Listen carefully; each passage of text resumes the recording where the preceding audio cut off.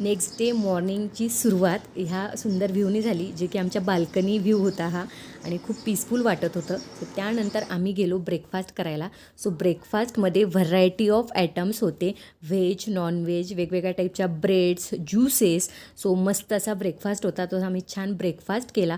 Breakfast केल्यानंतर आम्ही चहा पिला, मसाला चहा, कारण चहाशिवाय तर दिवसाची सुरुवात होऊच शकत नाही. सो मस्त चहा पिला. त्यानंतर देवांशला थोडं खेळायचं होतं, सो त्याच्यासोबत मी खेळून झाल्यानंतर त्याला पूलमध्ये जायचं होतं. तो पूलमध्ये गेला. पूलमध्ये पण त्याने खूप एन्जॉय केलं. 11ला आमचं चेकआउट होतं. सो रूममध्ये जाऊन मग आम्ही फ्रेशनअप झालो आणि फ्रेशनअप होऊन मग आम्ही निघालो. सो त्याआधी हा क्विक रूम टूर. सो तिथे वेगवेगळ्या टाईपच्या रूम्स आहेत. सो ह्या रूममध्ये सगळ्या फॅसिलिटीज अवेलेबल आहे. जास्ती लोक जर तुम्ही जात असाल तर त्या टाईपच्या रूमसुद्धा तिथे अवेलेबल आहेत.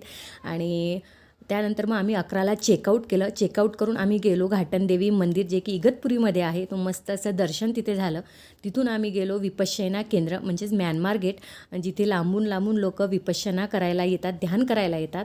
सो तिथे गौतम बुद्धाचं एक म्युझियमसुद्धा आहे. तिथे व्हिडिओग्राफी अलाऊ नव्हती. सो तिथून आम्ही निघालो आणि ऑन द वे आम्हाला लागलं पंपा सरोवर, कपिलधारा क्षेत्र.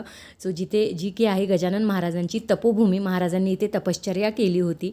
सो मस्त दर्शन घेतलं. तिथे व्हिडिओग्राफी अलाऊ नव्हती आणि आम्हाला महाप्रसादसुद्धा मिळाला आणि तिथून आम्ही निघालो त्र्यंबकेश्वरला.